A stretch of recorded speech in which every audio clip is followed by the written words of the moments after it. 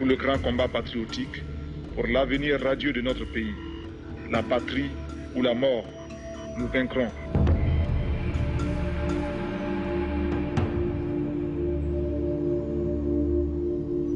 shakhsiyaad hogaamineed ayaa dunida tan soo maray oo weli shakhsiyadooda dahabiga ah bulshooyinka ay la noolaayeen iyo kuwa ay hogaamiyeenba weli maankooda ku jira. muuqaalkan waxaynu ku sharaxi doonaa shakhsiyadii Thomas Sankara iyo geeridiisa waana qaybtii ugu dambeysay ee afraad. waxaan ahay Idris Iman, halka kan waa Somali Freedom. ku soo dhawaada muuqaalkeen. inkasta oo dadaalkiisu u muuqday mid barax tiran, haddana taasi uma suura gelin inuu hantiyo quluubta xubnihii dawladda ee la dhinac shaqaynayay ee uu ku jiray saaxiibkiisa ugu dhawaa Blaise Compaoré. xiliyadii dambe ee xukunkiisa, Sankara wuxuu la noolaa run qaraar oo ahayd inuu ogsoon yahay in madax badan oo qaaradda Afrika iyo dunida inteeda kale kamida aysan la dhacsanayn habmaamulkiisa. balse wuxuu sheegay inuu dareemayo inuu gooni socod ka noqday qaaradda Afrika inteeda kale, sababtuna ay tahay isaga oo la nool aragti kale oo ay adag tahay in lala gudoomo. cadaadiska kuma ekeen oo kaliya cambaarayn iyo inaan xiriir sal adag lala yeelan. wuxuu sidoo kale ahaa mid har iyo habeen juhdi loo galay sidii mar un xilka looga tuuri lahaa, waxaana taasi gadaal ka riixay qayb ka mid ah dawladiisa oo kaashanaya odayaal beeleedyada iyo tujaarta wadanka iyo Faransiiska iyo Ivory Coast oo si dadban u taageerayay xubnihii loo igmaday inay soo qaarajiyaan. wuxuu ahaa qof awoodiisa fikirka looga cabsado oo aan lagu loodin karin af in laga taqaluso mooye hogaamiye iyo madaxweyne. ma ku taamaysaa inaad noloshaada u hibayso ummadaada? ma ku taamaysaa inaad hantidaada u bixiso helidda duni leh garsoor daacad ah iyo sinaan? su-aashaani mar walba la isma weydiiyo, waayo maba badna inta jawaabteeda laga heli karo.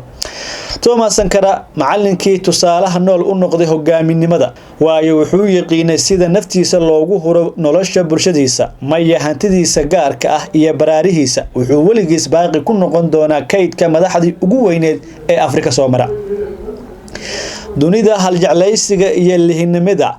ay dabcan yihiin labada dhinac ee damaca qofka. halyeyga dhiirani wuxuu dhashaa isaga oo gacantiisa ku sita sababtii uu haddana ku dhiman lahaa. marka indheergarad daacad ah oo awoodda ku fariisto, waxaa la maqlaa kuwa aan codka lahayn dhawaaqooda. taas lidkeeda marka uu xilka ku fariisto, mooga aan diyaar u ahayn inuu dhagaysto tabashada dadkiisa, musuqa iyo gaajada ayaa ka soo dega samada. ehelkiisa wax cuna, dadkiisa gaajo ku seexda. haddii aad dunida oo dhan fiiriso, madaxdu dunidu waa sidaas, balse qof ay taariikhdu jeclaysato inay ku raaxaysato sheekadiisa waa hogaamiye ku qancay inuu in yar wax cuno si uu in badan ugu shaqeeyo dharjinta bulshadiisa. ma lahayn damac adduun oo la sheegi karo, kaligiisna iskuma noolayn. dareenkii uu ka qaaday gaajada waxay runtii ku qaaday inuu kala dooro inuu ugu dambeyn keligii dhergo ama uu mar qura la dhergo ummadiisa. Sankara hogaamiye bartay sida ballamaha iyo ereyada afkiisa ka soo baxa loogu rogo ficil iyo waxqabad. haliyey waqtigiisa la noolaa hiigsi fog iyo himilo qurux badan.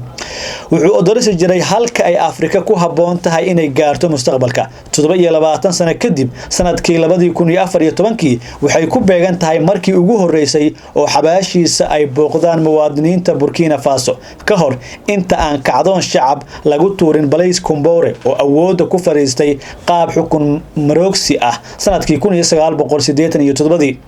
xabaasha Sankara waxay ahayd mid ilaalada dawladda aysan cidna u ogolaan inay soo booqato. alawna oo kamid ahaa saaxiibadii la joogay habeenkii la dilayay Sankara ayaana kamid ah dadkaas. sida uu ku badbaaday waa sheeko la yaab leh. isaga, Sankara iyo afar kale waxay ku jireen shirka toddobaadlaha oo ku saabsanaa xeerka isgaarsiinta qaran. kadibna mar qura waxay maqleen rasaas xoogan oo lagu soo furay xaruntii ay ku jireen.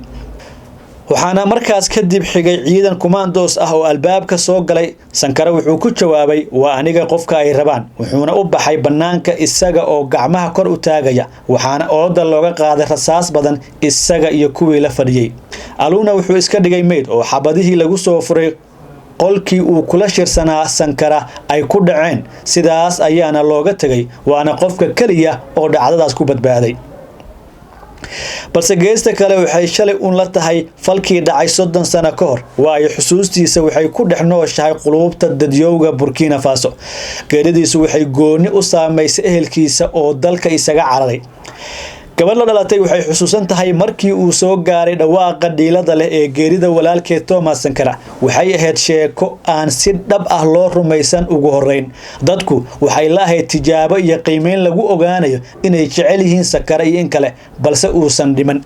2 bilood kadib xitaa qaar baa rumaysnaa inuu xabsi guri ku jiro hase yeeshee ogeysiis ka baxay afka dawladda ayaa lagu sheegay in Sankara uu u geeriyooday sabab dabiici ah waana markaas kolkii shacabku ay qaabileen run qaraar oo qalbigooda dhaawacday gugii 1981 talaabadii koobaad ee noloshiisa siyaasadeed waxa uu dabcan Colonel Saise Serbo oo ahaa madaxweynihii xilligaas u magacaabay xogayaha warfaafinta dawladda ka qaybgalkiisa kala fadhigii koobaad ee golaha wasiirada si isduldhig iyo dabacsani leh wuxuu durba bedelay hal fikirkii caamka ka dhex ahaa golaha ogaanshaha in dawladani aan diyaar u ahayn inay dhageysato shacabkeeda wuxuu go'aansaday inuu iska casilo xilkeeda 22 bishii April sanadkii 1982 wuxuuna halhays ka dhigtay hooyadood ha gablanto kuwa raba inay aamusiyaan shacabka kadib afgambigii dhacay 7 November 1982 Jane Babiste ayaa xilka ku fadhiyay wuxuuna kolkaas Sankara u magacaabay ra'iisul wasaare bishii January 1983 markii si kastaba uu Thomas meel cad ka istaagay sida uu u diidan yahay nidaamka caqli gumaysi ee Afrika lagu maamulo waa goortii wakiilka Faransiiska uu ku baaqay in laga hortago waxaana dawladii waqtigaas ay u taxaabtay xabsiga 17 May 1983 balse saaxiibkiis Kombore ayaa holiyay afgambi kale oo guuleystay bishii Agoosto 1983 wuxuuna ka sii daayay xabsiga 4 sanadood ee xigtay sanadkaas Thomas Sankara ayaa la wareegay taladii dalka wuxuuna noqday madaxweyne nidaamka caqli gumaysi ee imperialismku waa sida kaneecada waxay jaqaan dhiigga insaanka waana hab ka xun duulaanka dhulqabsiga ee gumaysigii tagay waayo qoriga ayay wax ku qabsan jireen markii hore laakiin hadda waxay wax ku qabsadaan qaab kale oo sahlan deyn ama gargaar cunto iyo wixii u eg waxaan marka la dagaalamaynaa habkan u ogolaanaya in yar oo dunida saaran inay ku maamulaan insaaniyadda oo dhan ayuu yiri Thomas Sankara markii uu qabtay xilka Burkina Faso dadku waxay ku jireen saboolnimo baasan kaliya 10% ayaa awooday inay wax qoraan waxna akhriyaan heerka dhimashada dhalaanku waxay ahayd mid aad u sareysa hayeeshee Sankara waxa uu sawirnaa himilo qurux badan wuxuu ku celcelin jiray in dalkiisu uusan ahayn sabool ama faqri taas badalkeedan uu yahay mid la khayraad dabiici ah wuxuu la yimid aragti cusub iyo jihayn cusub 2 jeer maalintii in wax la cuno iyo 10 litir oo biyo ah in qoys walba uu isticmaalo si qof walba uu helo sad ku filan balse aan ka badnayn baahidooda wuxuuna tusaale u ahaa aragtida uu u noolaa hirgelinteeda wuxuuna wasiirada amray inay ku daydaan markii uu geeriyoonay wuxuu mushaar ahaan u qaadan jiray $450 bil walba guri qura oo ay u yaaliin hal firinjeer 4 baaskiil kitaar iyo hal gaari adduunyada iyo lacagta uma lahayn qiimo weyn taas badalkeeda waxa ku weynaa dubaaqiisa inuu beero jiil cusub oo xambaara dal jacayl iyo wadaniyad barwaaqo leh taasina waxay mar walba ka soo iftiimi jiray wajigiisa in yar kadib markii uu ku fariistay xilka wuxuu iibiyay dhammaan gawaarida raaxada iyo kuwa qaaliga ee dawladda gabi ahaantood wasiirada waxay ku noqotay la qabsi adag ugu horeyn wasiirkiisii amniga wuxuu kolkii hore amray hal gaari inay wada adeegsadaan labadii wasiir kasta tani uma muuqan mid suura gasha waxaana markii dambe la isku afgartay in hal gaari wasiir walba uu adeegsan karo sida uu xusuusan yahay Ernest Sankara wuxuu geesta kale aad u diidanaa aragtida imperialismka isaga oo cadeyn jiray had iyo jeer inuusan adeega iyo looyeeri u ahayn danaha reer galbeedka diyaarna uusan u ahayn in deeq lagu yabaho la dagaalanka musuqmaasuqa wuxuu ka dhigay midda ugu weyn qorshayaasha dawladdiisa sanadkii 2014 30 sano kadib dalka Senegal waxaa la jideeyay in qof walba oo xil dawladeed loo magacaabayo uu ku dhawaaqo tirada raasumaalka uu haysto balse Sankara wuxuu goor hore waqtigiisa dhaqan galiyay talaabtaas qayb ka mid ah ololaha ka dhanka ah musuqa wuxuu sameeyay maxkamad furan oo lagu qaado shakhsiyaadka lagu helo wax isdabamarinta waxaana xukunka lagu ridayo toos loogala socon jiray raadiyaha qaranka khayraadka dal walba uu haysto waxa ugu weyn xooga da'yartiisa Sankara wuxuu dhinaca kale u rogay fikirka dadka Burkina oo ahaa in xoogsato laga dhigto laguna maalgashado khayraadka dal kale wuxuu dadka u sheegay jiray in cidna aysan uga imaan doonin inay dalkooda u dhisaan sidaas awgeedna ay iyagu isku tashadaan wuxuu waligii ku hanweynaa inuu dadkiisa u abuuro hayb adag iyo muuqaal qurux badan waana sababta uu magaca ugu bedelay Burkina Faso oo micno ahaan loola jeedo dhulkii dadka fiicnaa nolol ahaan wuxuu ahaa shakhsiyad ku nool nolol iska sahlan mana ahayn carcar dagaal badan mana ahayn dulmana iyo dulmilow ka cabsada ama la nool daandaansiga xilligii caruurnimadiisa ma jeclayn cadaalad darrida haddii uu arko laba is haysata wuxuu jeclaa inuu dhexdhexaadiyo aqalkii uu ku dhashay oo wali u taagan sidii loo dhisay wuxuu ifinayaa noloshii sahlaneed oo uu ku noolaa waalidkiisu wuxuu jeclaa inuu noqdo wadaadiimeed wuxuuse ka doorbiday inuu ku biiro ciidanka militariga xoogga dalka sanadkii 1970 isaga oo jira 20 sano waxaa loo diray dalka Madagascar si uu u soo qaato tababar ciidan wuxuuna halkaasi ku soo arkay kacdoon shacab oo ku guuleystay inay xilka ka tuuraan xukunkii waagaas jiray wuxuu aad saaxiibo dhow ula ahaa hogaamiyaashii ku soo baxay kacdoonka shacabka oo sidiisa oo kale ku jiray halgan dib u habayn bilowgii sideetamada Burkina Faso waxaa ka jiray kacdoon xoogan oo ay horboodayaan ururada shaqaalaha iyo militariga waxay aad uga daaleen heerka nololeed oo dawladii waagaas ku maamuleysay doorkii Sankara ee militariga iyo aragtidiisa fog oo lagu ogaa ayaa ka dhigtay mid loo arko xulka kaliya ee bedeli kara xukunka laga soo horjeestay taladiisa hayeeshee Sankara marna ma jeclayn inuu hogaamiye u noqdo xukuumadii militariga ee kacdoon shacab ku dhalatay wuxuu jeclaa inuu u taagnaado xubin firfircoon oo kaalintiisa ka soo dhalaali kara waxaase la garwaaqsanaa inuu wali ku haboon yahay inuu hogaamiyo dawladda cusub waayo waxaa la rumaysnaa inuu leeyahay awoodda iyo burjiga ku raadayn karo isbeddelka dalkana uu horay ugu dhaqaajin karo wuxuuna 4tii bishii Agoosto sanadkii 1983 Afgambi kula wareegay talada dalka waxaana si niyadsan talada ula waday saaxiibkiisa ugu dhawaa Kombore oo 3 sano kadib u muuqday inuu geesta kale u janjeersanayo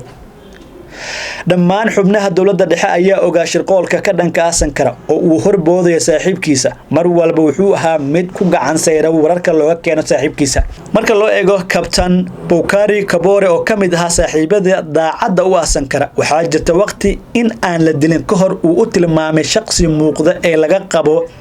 shaki muuqda ee laga qabo Kombore iyo sida uu wax u wado balse wuxuu marnaba diiday inuu sameeyo wax sumcad dilaya saaxiibtinimada kala dhaxaysa saaxiibkiisa wuxuuna ku yiri iyagu hadii ay ku qancayaan inay gadaal naga joogtaan waa garashadooda laakiin anigu ma ihi mid gadaal ka dilaya saaxiibkiisa mar uu ka hadlay hadafkiisa sida uu uga hal adag yahay wuxuu isku tilmaamay sida baaskiil ka soo dhaadhacaya meel hoobad ah oo aan lahayn bareeg celiya ilaa uu dhulka ka yimaado Kombore waxaa si weyn loo aaminsan yahay inuu dilay Sankara balse wuxuu markasta ahaa mid muujiya shalayto la xiriirta geerida saaxiibkiisa hayeeshee saaxiibtinimada ka dhaxaysay labadooda oo gaarsiisaneed heer aad u weyn uma ogolaanin Kombore inuu hal maalin xitaa soo booqdo gurigii ay ku noolaayeen labada waalid ee Sankara